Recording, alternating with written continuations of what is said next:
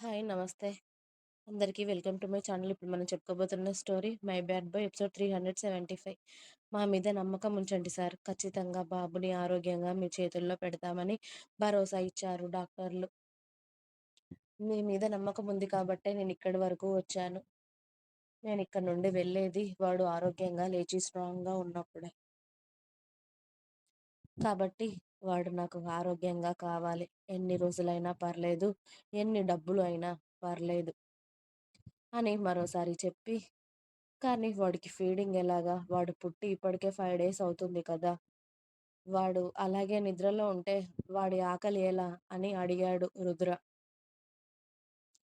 బాబుకి formula milk కూడా అప్పుడప్పుడు పట్టిస్తున్నాం సార్. మిల్క్ కూడా డైజెస్ట్ అవుతున్నాయి. బాబు ఇంకాస్త క్యూర్ అవుతే లేచి అందరి పిల్లల్లాగా నార్మల్ పిల్లల్లాగా అవుతాడు సార్. బాబు ఇప్పుడే ట్రీట్‌మెంట్‌కి రియాక్ట్ అవుతున్నాడు కాబట్టి ఇంకా ఎక్కువ రోజులేం పట్టదు అని చెప్పారు డాక్టర్లు. ఓకే అని చెప్పి ఇక నెల రోజుల పాటు రుద్ర హోటల్ తీసుకున్నాడు అన్నట్టే కానీ, ఉదయం వెళ్లి ఫ్రెష్ అయ్యి రావడం, సాయంత్రం వెళ్లి ఫ్రెష్ అయ్యి రావడం, మధ్యాహ్నం ఒక జ్యూస్ గ్లాస్ తాగడం, తిండి అనేది ముట్టుకోవడం లేదు అస్సలు. కనీసం టిఫిన్ కూడా చేయడం లేదు. వాడు ఎప్పుడైతే లేచి అతడి చేతిలో ఆరోగ్యంగా అనిపిస్తాడో, ఆ రోజే అతడి ప్రాణం కూడా నిలబడుతుంది అన్నట్టుగా అయిపోయింది రుద్ర పరిస్థితి. ఇక్కడ శ్రావణికి కూడా అందరూ మీనాక్షి, మనోహర్ గారు, సంధ్య, సంజయ్ గారు, చరణ్, సమీర, సుధా భాస్కర్ గారు వీళ్ళందరూ ఎంతో సర్ది చెప్పారు. నీ కొడుకు ఆరోగ్యంగా తిరిగి రావాలి అంటే నువ్వు కూడా ఆరోగ్యంగా ఉండాలి అని. ధైర్యంగా ఉండాలి. వాడు వచ్చాక నువ్వు ఎంత బలంగా ఉంటే నీ బాబుని అంత జాగ్రత్తగా చూసుకోవచ్చు. వాడు నీ నుండి దూరంగా ఉంది ఒక్క నెల రోజులు మాత్రమే. అది కూడా ట్రీట్మెంట్ కోసమే. కాబట్టి నీ కొడుకు కోసం ఏడవకూడదు. వాడి కోసం నువ్వింకా స్ట్రాంగ్‌గా తయారవ్వాలి. వాడు నీ దగ్గరికి రావాలి త్వరగా అని కోరుకోవాలి. అంతేకానీ వాడి కోసం నువ్విలా డీలా పడిపోతే వాడు వచ్చాక ఎలా చూసుకుంటావు చెప్పు? అని రోజు అందరూ ఆమెకు చెప్తూ ఉంటే ఎంతైనా తల్లి కదా! పుట్టిన పసికందుని చూడకపోతే ఏ తల్లికి అయినా ఎలా ఉంటుంది? శ్రావణి పరిస్థితి అదే అయినా కూడా ఒకవేళ అందరి మాటలు ఆమెలో ధైర్యాన్ని నింపి కొడుకు కోసం రోజులు లెక్క పెట్టుకుంటూ ఉంటుంది ఈ నెల రోజులు. శౌర్యకి శ్రావణి గురించి కాస్త బెంగ తీరిపోయింది. శ్రావణి ఆపరేషన్ అయిన తర్వాత వారం రోజులకి లేచి నడవగలుగుతుంది. తన పనులు తను చేసుకుంటుంది. కానీ ఒక్కొక్కసారి మౌనంగా కన్నీళ్లు కారుస్తూ ఏదో ఆలోచిస్తూ ఉంటుంది. అది కొడుకు గురించి అని తెలుసు కాబట్టి శౌర్యనే ఆమెకు దగ్గరుండి ధైర్యం చెప్తున్నాడు. అలా నెల రోజులు గడిచాయి. శ్రావణి ఫుల్లుగా కోలుకుంది. ఇక ఆమెను డిశ్చార్జ్ చేసే సమయం రానే వచ్చింది. తను డిశ్చార్జ్ అవుతున్నా కొడుకు ఇంకా రాలేదు అని మనసులో బెంగ ఉన్నా కూడా రుద్ర, శౌర్య చెప్తున్న మాటలకి తను కాస్త ధైర్యంగా ఉంది. సంధ్య, సంజయ్ గారు కూతుర్ని తీసుకువెళ్తామని చెప్పినా అక్కడే ఉంటే ఇంకా ఒంటరిగా బాబు కోసమే ఏడుస్తూ ఉంటుంది. ఇక్కడైతే మేమందరం ఉంటాం కదా వదిన! మీరు కూడా తనకి తోడుగా మన ఇంట్లోనే ఉండండి. అక్కడ ఒంటరి అయిపోయి ఏడుస్తూ ఉంటుంది వదిన.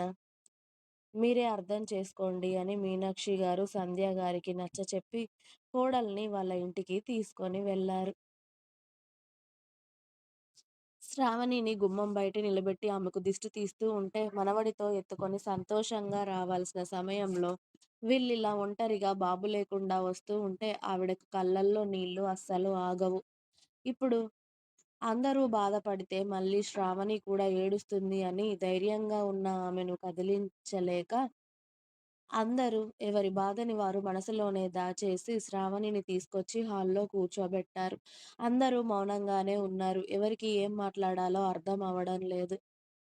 శ్రావణిని తీసుకొచ్చి కూర్చోబెట్టిన తర్వాత ఆమెతో కొన్ని వేడి వేడి పాలు తాగించి హాస్పిటల్‌లో అన్ని కార్యక్రమాలతో ఆమెకు స్నానం చేయించలేదు కాబట్టి ఇక సంధ్య గారు, అలాగే మీనాక్షి గారు శ్రావణి ఇంటికి వచ్చిన తర్వాత జరగాల్సిన కార్యక్రమాలు అన్నీ దగ్గర ఉండి చేయించిన తర్వాత, ఆమె జుట్టుకి ధూపం వేసి, నడుముకి గట్టిగా కట్టు కట్టి, చెవిలో కాటన్ పెట్టి, సంధ్య గారే కూతురికి దగ్గరుండి భోజనం తినిపించిన తర్వాత, "పడుకో అమ్మా! హాస్పిటల్‌లో సరిగ్గా నిద్ర కూడా పోలేదు నువ్వు. నీ కొడుకు ఇంకో 4, 5 రోజుల్లో వచ్చేస్తాడు. మీ బావగారు చెప్పారు కదా!" రుద్ర మాట అంటే మాటే. నీ కొడుకు ఆరోగ్యంగా తిరిగొస్తాడు. అప్పటికి నువ్వు ఆరోగ్యంగా ఉండాలి కదా! పడుకో అని చెప్పి, "శౌర్య కాస్త చూస్తూ ఉండు నాన్న" అని సంధ్య గారు వాళ్ళ రూమ్ నుండి బయటకి వచ్చారు. ఈ 1 మంత్ నుండి మిల్క్ కూడా శ్రావణికి ఎక్కువగానే ఉండడంతో, అవి వేస్ట్ చేయకుండా, లేకపోతే ఏవైనా టాబ్లెట్స్ వేసుకోకుండా మిల్క్ స్టోర్ చేసి అక్కడ హాస్పిటల్‌లోనే ఇచ్చారు. మిగతా పిల్లలకి అవసరం పడుతుంది అని. అందరూ ఎంత బాధలు మోస్తున్నారో, శ్రావణి అంతకన్నా ఎక్కువగా కొండంత బాధను మోస్తూ ఉంది. కొడుకుతో పాటు ఇంట్లో అడుగుపెట్టాలి అనుకుంది. ఇలా ఒంటరిగా వస్తూ ఉంటే, ఆమె ఎంత బాధ అనుభవించిందో ఆమెకు తెలుసు. ఆమె ఏడిస్తే ఊరుకోపెడతారు కానీ, తన బాధ తగ్గుతుందా? తగ్గదు.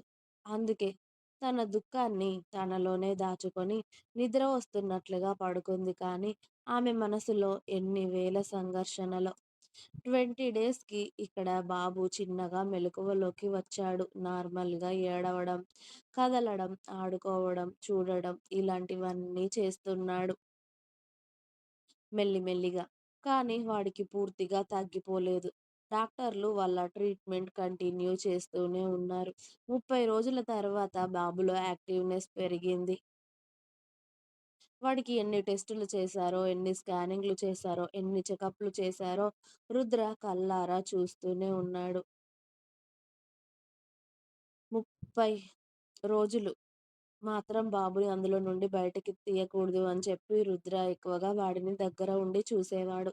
తప్పితే వాడికి ఎలాంటి ఇన్ఫెక్షన్స్ రాకూడదు అని చెప్పి దగ్గరికి కూడా వెళ్ళేవాడు కాదు. బాబు పూర్తిగా కోలుకున్న తర్వాత ఇక డాక్టర్స్ రుద్రని పిలిచి బాబుని ఇంక్యుబేటర్‌లో నుండి తీసేశారు. వాడిని నార్మల్‌గా ఐసీయూలోకి తీసుకొచ్చారు. జస్ట్ 2, 3 డేస్ సార్ అంతే. బాబుకి నార్మల్‌గా మిగతా చెకప్స్ అలాగే ట్రీట్మెంట్ కంప్లీట్ అయిపోయింది కదా! వాడెలా ఉంటున్నాడు ఏంటి అని మేము అబ్జర్వేషన్ చేస్తాం. 24 అవర్స్ బాబుతో పాటు మీరు కూడా ఉండొచ్చు. ఇందులో తీసేస్తున్నాం కాబట్టి ఖచ్చితంగా బాబు వెచ్చగా ఉండాలి అంటే వాళ్ళ పేరెంట్స్ చేతుల్లో ఉండాలి. వాళ్ళ పేరెంట్స్ ఇక్కడ లేరు కాబట్టి మీరు కాస్త ఈ 2, 3 డేస్ బాబు దగ్గర ఉండండి సార్ అని బాబుని అప్పుడే ఇంక్యుబేటర్‌లో నుండి తీసి వాడికి పెట్టిన మెషిన్స్ అన్నీ తీసేసి వాడిని తీసుకొచ్చి రుద్ర చేతిలో పెట్టగానే పెద్దనాన్న చేతుల్లోకి రాగానే కళ్ళు అన్నీ తెరుచుకొని ఆ రూమ్ అంతా చుట్టూ చూస్తూ ఉంటాడు వాడు పెద్ద పెద్ద కళ్ళు వేసుకొని. వాడిని అలా ఆరోగ్యంగా చూస్తే గాని రుద్ర మనసు అప్పుడు కుదుట పడలేదు. రుద్ర చిన్నగా నవ్వుతూ వాడిని గుండెలకు హత్తుకోగానే ఇన్ని రోజులు ఎవరి స్పర్శ తగలలేదు కదా! పెద్దనాన్న స్పర్శ తగిలేసరికి హాయిగా వాడు అలాగే వాలిపోయాడు రుద్ర పైన. మనసారా వాడిని 10 నిమిషాలు హత్తుకొని మెల్లిగా వాడిని దూరం జరిపేసరికి నిద్రలోకి జారుకుంటున్న వాడల్లా గట్టిగా ఏడుస్తాడు. వెంటనే రుద్ర కంగారు పడుతూ డాక్టర్‌ని చూస్తే, "ఇన్ని రోజులు బాబుకి ఎవరి స్పర్శ తగలలేదు కదా సార్! మొదట మీ స్పర్శే తగిలింది. అందుకే మీకు దూరంగా ఉండలేక ఏడుస్తున్నాడు. వాడిని అలాగే దగ్గర పెట్టుకోండి" అని చెప్తారు డాక్టర్.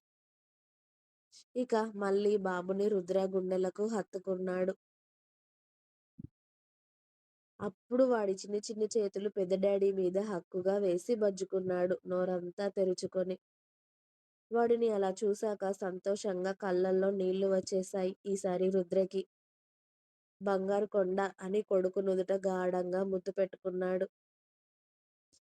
ట్రీట్మెంట్ కంప్లీట్ అయిపోయింది కాబట్టి జస్ట్ అబ్జర్వేషన్ కోసం 2 డేస్ వాడి దగ్గరే ఉన్నాడు రుద్ర.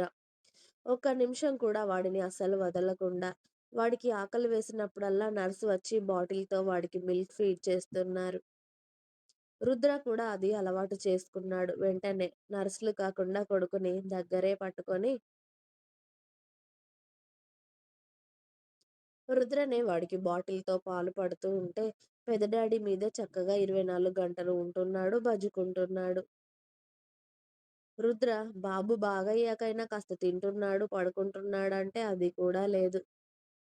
వాడిని వదలకుండా కంటి రెప్పలా కాపాడుకుంటూ వాడినే జాగ్రత్తగా చూసుకుంటూ ఉంటాడు రుద్ర. కొడుకు పడుకున్నా కూడా వాడికి దూరం జరగకుండా. ఇంకా ఉంది.